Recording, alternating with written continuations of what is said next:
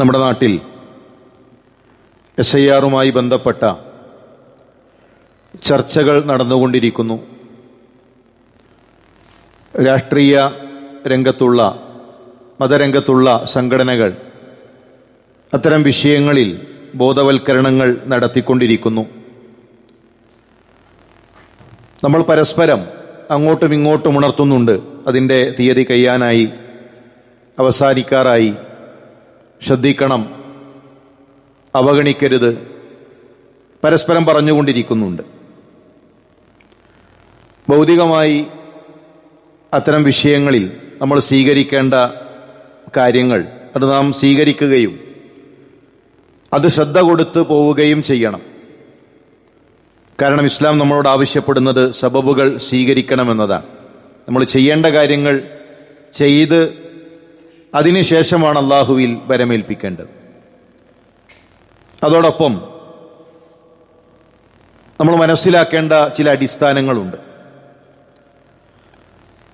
വിശ്വാസിയെ സംബന്ധിച്ചിടത്തോളം ഈ ദുനിയാവ് പരീക്ഷണമാണ്. നമ്മൾ എന്തെല്ലാം കാര്യങ്ങൾ ചെയ്തു കഴിഞ്ഞാലും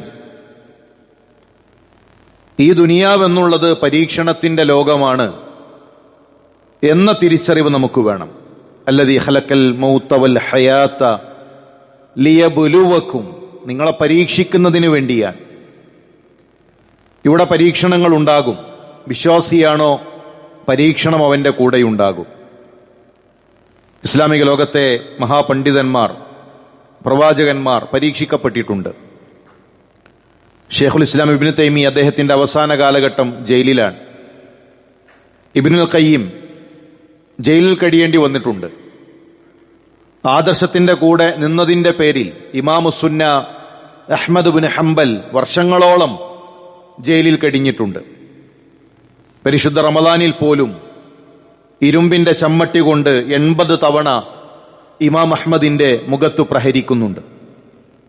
പലപ്പോഴും അദ്ദേഹം വേദന സഹിക്കാൻ കഴിയാതെ ബോധം നഷ്ടപ്പെട്ട് താഴെ വീഴുന്ന അവസ്ഥകൾ ഉണ്ടായിട്ടുണ്ട്. ഇപ്പൊ ദുനിയാവ് അങ്ങനെയാണ്. വിശ്വാസികൾക്ക് പരീക്ഷണങ്ങൾ ഉണ്ടാകും, പേടിപ്പെടുത്തുന്ന അവസ്ഥകൾ ഉണ്ടാകും.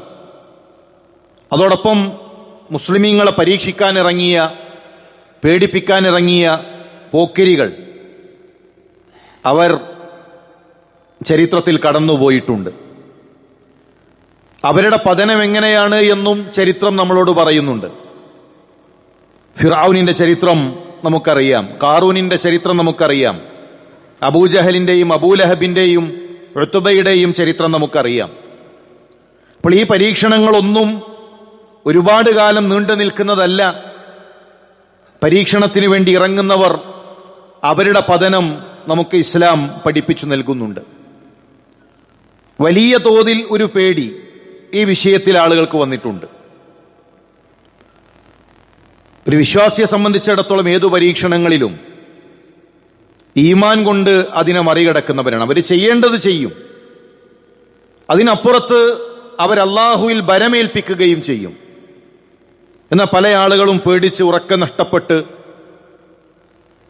രോഗികളാകുന്ന, സിഐയുടെ സമയത്ത് രേഖകൾ കാണാത്തതിന്റെ പേരിൽ ആത്മഹത്യ ചെയ്ത ആളുകളുണ്ട്. വലിയ തോതിലുള്ള ഒരു പേടി പല ആളുകളുടെയും മനസ്സിലേക്ക് കടന്നു വരുമ്പോൾ നമ്മൾ ആലോചിക്കേണ്ടത്, അതിനേക്കാൾ അധികം വിശ്വാസിയുടെ മനസ്സിൽ അലട്ടലുണ്ടാക്കേണ്ട, പേടിയുണ്ടാക്കേണ്ട ചില കാര്യങ്ങളുണ്ടല്ലോ. അതെത്രത്തോളം നമ്മൾ പേടിക്കുന്നുണ്ട്, എത്രത്തോളം നമ്മൾ ശ്രദ്ധിക്കുന്നുണ്ട്. നമ്മൾ പരസ്പരം കുടുംബത്തെ ഉണർത്തുന്ന ഭൗതികമായ ഇത്തരം വിഷയങ്ങൾ. എന്നാൽ നിർബന്ധമായി ഉണർത്തേണ്ട ചില കാര്യങ്ങളുണ്ട്. ഇത് നിർബന്ധമല്ല എന്നതല്ല. ഇതിനേക്കാളേറെ നാം പേടിക്കേണ്ട, ഇതിനേക്കാളേറെ നാം ശ്രദ്ധിക്കേണ്ട ചില രേഖകളുണ്ടല്ലോ. റസൂലുള്ളാഹി സ്വല്ലല്ലാഹു അലൈഹി വസല്ലം തങ്ങൾ, അൻസാരിയായ ഒരു സഹാബി മരണപ്പെട്ടു. മരണാനന്തര കർമ്മങ്ങൾ നിർവഹിക്കുന്നതിന് വേണ്ടി റസൂലുള്ളാഹി ജനാസയെ അനുഗമിക്കുന്നു. ലഹദിന്റെ ഖബറിന്റെ പണി പൂർത്തിയായിട്ടില്ല. ഫജലസ റസൂലുള്ളാഹി സ്വല്ലല്ലാഹു അലൈഹി വസല്ലം, അള്ളാഹുവിന്റെ റസൂൽ സല്ലല്ലാഹു അലൈഹി വസല്ലം തങ്ങൾ ആ ഖബറിന്റെ അരികിലിരിക്കുന്നു. ഖബറിന്റെ പണി നടന്നുകൊണ്ടിരിക്കുകയാണ്. ഫജലസ്ന ഹൗലഹു, റസൂലുള്ളാഹിയുടെ കൂടെയുള്ള സ്വഹാബത്തും അവിടെ ഇരുന്നു. അള്ളാഹുവിന്റെ റസൂൽ ഖബറിലേക്ക് നോക്കിക്കൊണ്ടിരിക്കുകയാണ്. സ്വഹാബത്തും ഖബറിലേക്ക് നോക്കുകയാണ്. തലയിൽ ഒരു പക്ഷി വന്നിരിക്കുന്ന ആളുകളെപ്പോലെ. ഒരു പക്ഷി വന്നാൽ അത് പാറിപ്പോകാതിരിക്കാൻ ശ്രദ്ധയോടുകൂടെ ഇരിക്കുന്നവരെ പോലെ ഖബറിലേക്ക് നോക്കി, ഖബറിന്റെ കാഴ്ച നോക്കി അവർ നിൽക്കുകയാണ്. വീടിന്റെ പണി പൂർത്തിയായാൽ നമ്മൾ ആ വീട് നോക്കി കണ്ട് ആസ്വദിക്കാറുണ്ട്. നമ്മുടെ വീട് ദൂരെ നിന്ന് അതിന്റെ ഭംഗി നമ്മൾ നോക്കാറുണ്ട്. ആ കാഴ്ച നമ്മൾ ആസ്വദിക്കാറുണ്ട്. കാരണം നമ്മുടെ വീടാണ്, നമുക്ക് കിടക്കാനുള്ള ഇടമാണ്, നമുക്ക് സമാധാനം നൽകുന്ന ഇടമാണ്. ഖബർ നമ്മൾ നോക്കണം.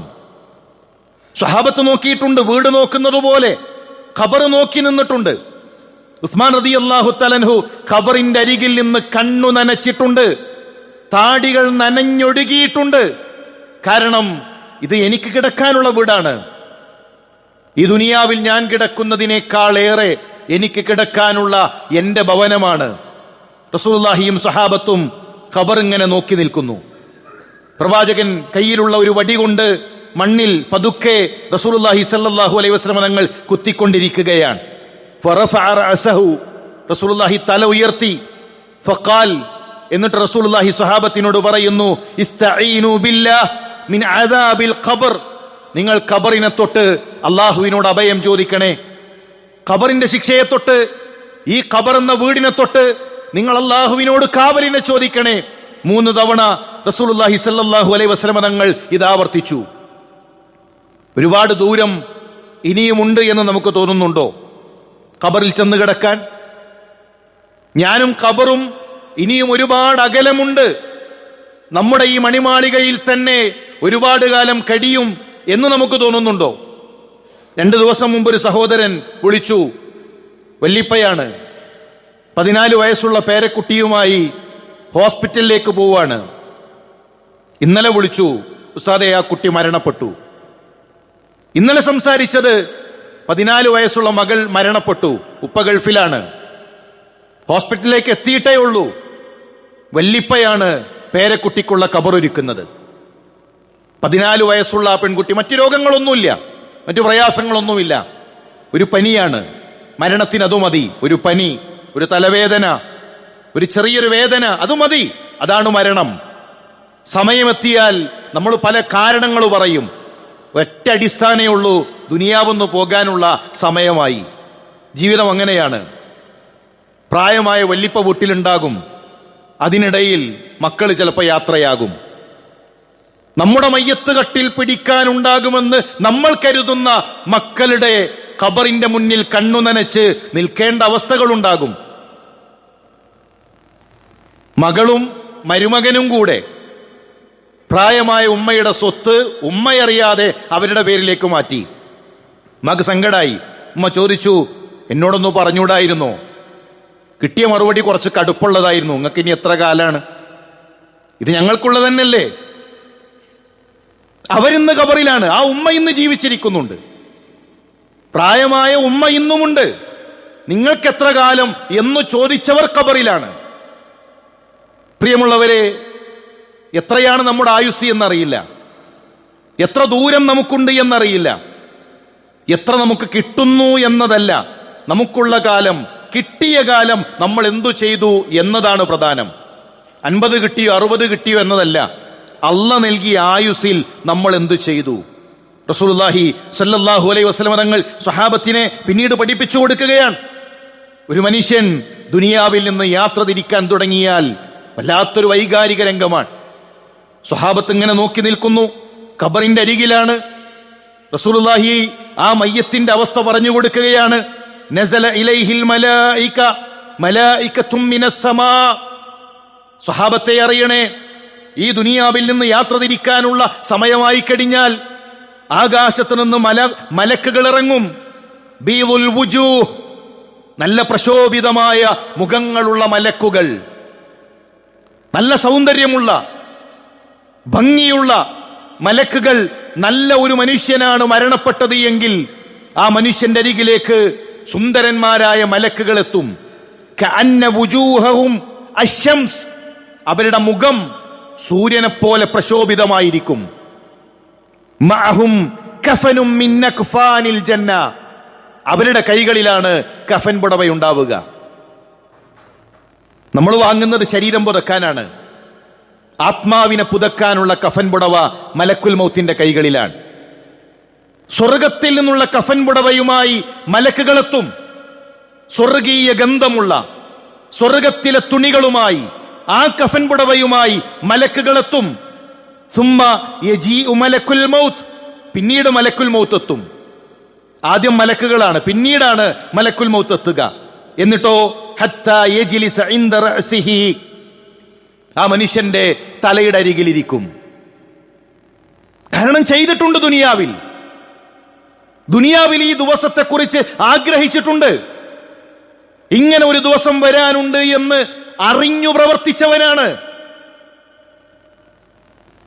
എന്നിട്ടോ മലക്കുൽ മൗത്ത് പറയുമെന്നാണ്, അയ്യത്തുഹൻ നഫ്സു ത്വയ്യിബ, അയ്യത്തുഹൻ നഫ്സു ത്വയ്യിബ ഉഖ്രിജി ഇലാ മഗ്ഫിറത്തിൻ മിനല്ലാഹി വറിദ്വാനിൻ.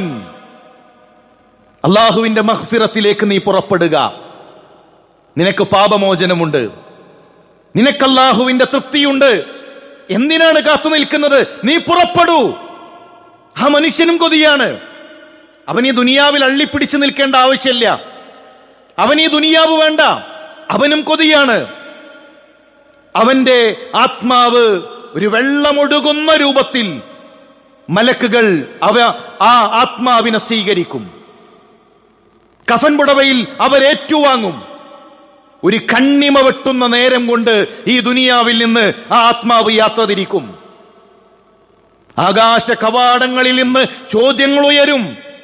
മാഹാദർ റൂഹ് ത്വയ്യിബ്, ഏതാണ് ഈ നല്ല മനുഷ്യന്റെ ആത്മാവ്? ആരുടേതാണ് ഈ നല്ല ത്വയ്യിബായ ഈ മനുഷ്യന്റെ ആത്മാവ്? ആരുടേതാണ്? മലക്കുകൾ അഭിമാനത്തോടുകൂടെ പറയും, ഫുലാൻ ഇബ്നു ഫുലാൻ, ഇതാ ഇന്ന മനുഷ്യനാണ്. ആകാശ കവാടങ്ങൾ ആ മനുഷ്യനെ സ്വീകരിക്കാൻ കവാടങ്ങൾ തുറക്കപ്പെടുകയാണ്.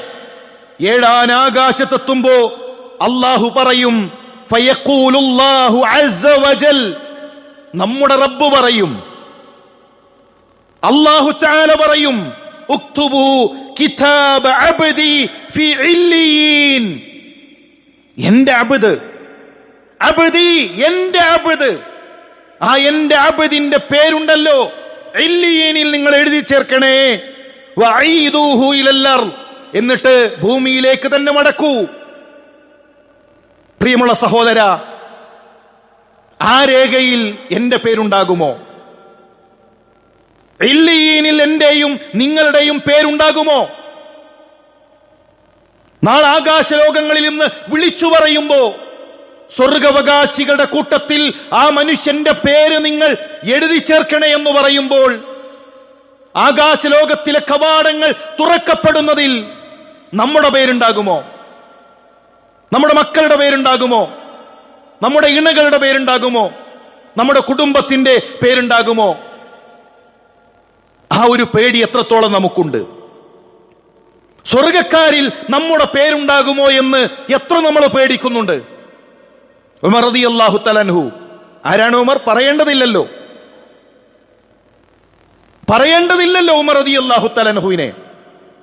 ആ ഈമാനിന്റെ തൂക്കം, ആ ഈമാനിന്റെ വണ്ണം, ആ അമലുകളുടെ ശക്തി. മരിക്കാൻ നേരത്ത് കവിൾത്തടം മണ്ണിൽ വെക്കാൻ ഇബ്നു ഉമറിന്റെ മടിത്തട്ടിലാണ് കിടക്കുന്നത്.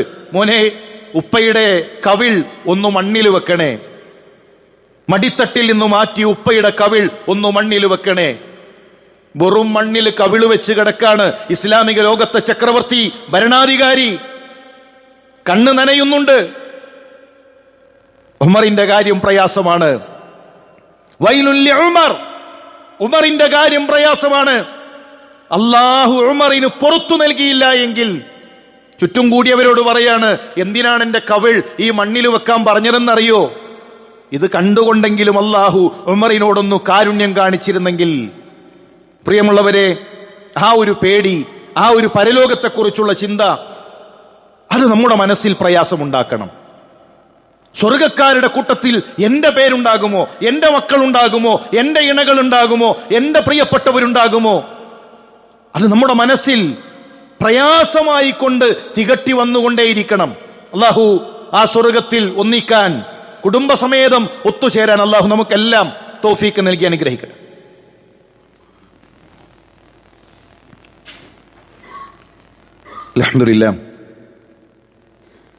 അൽഹംദുലില്ലാഹി റബ്ബിൽ ആലമീൻ വസ്സലാത്തു വസ്സലാമു അലാ റസൂലില്ലാഹ് വഅലാ ആലിഹി വസഹ്ബിഹി അജ്മഈൻ അമ്മാ ബഅദ്. അള്ളാഹുവിനെ സൂക്ഷിച്ച് അവനെ വഴിപ്പെട്ട് ജീവിക്കണമെന്നുണർത്തുകയാണ്, വസിയത്ത് ചെയ്യുകയാണ്.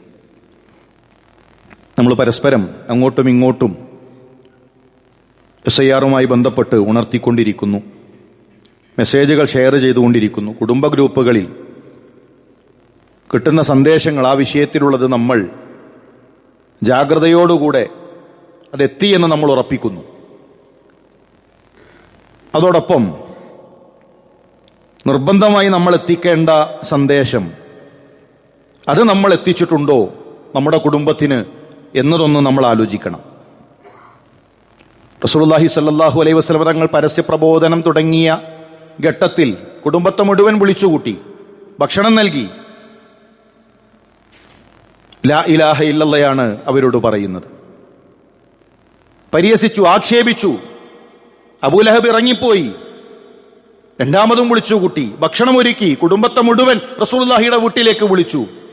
രണ്ടാമതും അവരോട് പറയുന്നത് ലാ ഇലാഹ ഇല്ലല്ലയെ കുറിച്ചാണ്. വീണ്ടും കുടുംബം ഇറങ്ങിപ്പോകുന്നു. എന്തു ചെയ്യണം ആലോചിക്കുന്നു. മലമുകളിലേക്ക് കയറി കുടുംബത്തെ മുഴുവൻ പേരെടുത്തു വിളിച്ചുകൊണ്ട് അവിടെയും റസൂലുള്ളാഹി പറയുന്നത് ലാ ഇലാഹ ഇല്ലല്ലയാണ്. കാരണം ആ ആദർശമാണ് നമ്മുടെ വിജയത്തിന്റെ അടിസ്ഥാനം.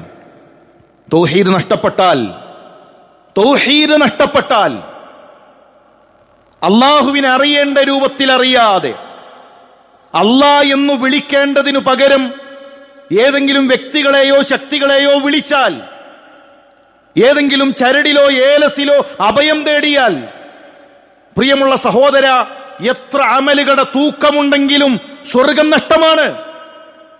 അള്ളാഹുവിന്റെ സ്വർഗം നഷ്ടമാണ്. നമ്മുടെ കുടുംബത്തിൽ പല ആളുകളും സുന്നത്ത് നമസ്കാരങ്ങളുണ്ട്, അവർക്ക് കൈകളിൽ ദസ്വിയെടുത്ത് ദിക്ർ ചൊല്ലുന്നുണ്ട്, പ്രാർത്ഥനകളുണ്ട്. പക്ഷേ വിശ്വാസത്തിൽ വിഷം കലർത്തിയിട്ടുണ്ട്, വിശ്വാസത്തിൽ ശിർക്ക് വന്നിട്ടുണ്ട്. നമ്മൾ ഉണർത്തണം, നമ്മൾ അവരോട് പറയണം. കാരണം അവരുടെ പരലോകം നഷ്ടമാണ് എന്ന ഒരു തിരിച്ചറിവ് നമുക്കുണ്ടാകണം. ദുനിയാവിന്റെ ഒരു വിഷയമല്ല, ദുനിയാവിന്റെ ഒരു പ്രയാസമല്ല, ആഖിറം നഷ്ടപ്പെടും. കുടുംബം നമ്മുടെ കൂടെയുണ്ട് എന്നുറപ്പിക്കണം. നമ്മൾ മാത്രം ഖുത്ബ കേൾക്കുക, നമ്മൾ മാത്രം ഉപദേശം കേൾക്കുക. അവർക്കൊരു ഖുർആൻ ക്ലാസ് ഇല്ല, അവർക്കൊരു ഉപദേശങ്ങളില്ല. അല്ല, അവര് കേൾക്കണം. നാളെ അല്ലാഹുവിന്റെ സ്വർഗത്തിൽ അവര് നമ്മുടെ കൂടെ ഉണ്ടാകണം. മക്കൾ നമ്മുടെ കൂടെ ഉണ്ടാകണം. യാത്ര ചെയ്യുമ്പോ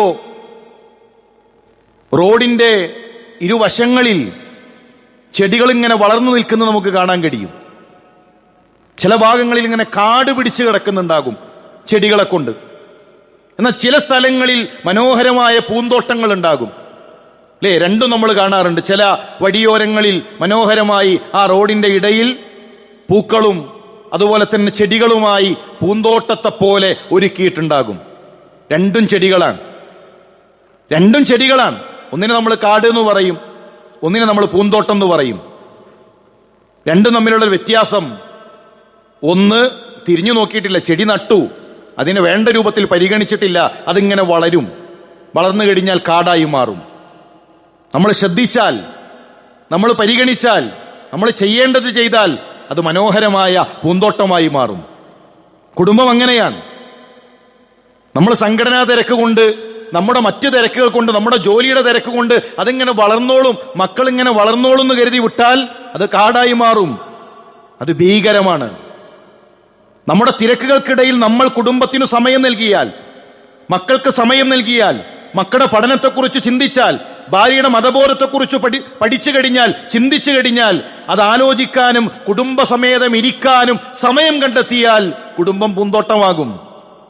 നമ്മൾ തീരുമാനിക്കണം എന്താകണം. തിരക്കുകൾക്കിടയിൽ നൽകേണ്ടത് നൽകാനും ചെയ്യേണ്ടത് ചെയ്യാനും മറന്നുപോകരുത്. പരലോകത്തെ നമ്മൾ വിസ്മരിക്കരുത്, കുടുംബത്തെ ഓർമ്മപ്പെടുത്തണം. വിജയം ഫമൻ സുഹ്സിഹ അനിന്നാരി വഉദ്ഖിലൽ ജന്ന ഫഖദ് ഫാസ്. നരകത്തുനിന്ന് രക്ഷപ്പെട്ട് സ്വർഗത്തിലെത്തിയാലാണ് വിജയം നേടാൻ കഴിയുക. അതുമാത്രമാണ് വിജയം. എന്നിട്ട് ഖുർആൻ പറഞ്ഞൊരു കാര്യം, വമൽ ഹയാത്തുദ് ദുനിയാ ഇല്ലാ മതാഉൽ ഗുറൂർ. ദുനിയാവ് വഞ്ചിക്കും. ദുനിയാവ് വഞ്ചിക്കുന്നതാണ് മനുഷ്യരെ, ദുനിയാവ് വഞ്ചിക്കുന്നതാണ്. ഇവിടെ എന്തുണ്ടെങ്കിലും ഒരു വഞ്ചനയുടെ വിഭവമാണ് ദുനിയാവ്. അത് മറക്കാതെ കുടുംബസമേതം സ്വർഗത്തിലെത്താൻ നമ്മൾ പരിശ്രമിക്കണം. സ്വർഗക്കാരുടെ ഏടുകളിൽ നമ്മുടെ പേരുണ്ടാകാൻ, നമ്മുടെ ഇണയുടെ പേരുണ്ടാകാൻ, നമ്മുടെ മക്കളുടെ പേരുണ്ടാകാൻ നമ്മൾ ശ്രദ്ധിക്കണം. അതിനാണ് QHLSകൾ, ഖുർആൻ ക്ലാസുകൾ, കുടുംബസമേതം പഠിക്കാൻ. അതിനാണ് CREകൾ, മക്കൾക്ക് പഠിക്കാൻ.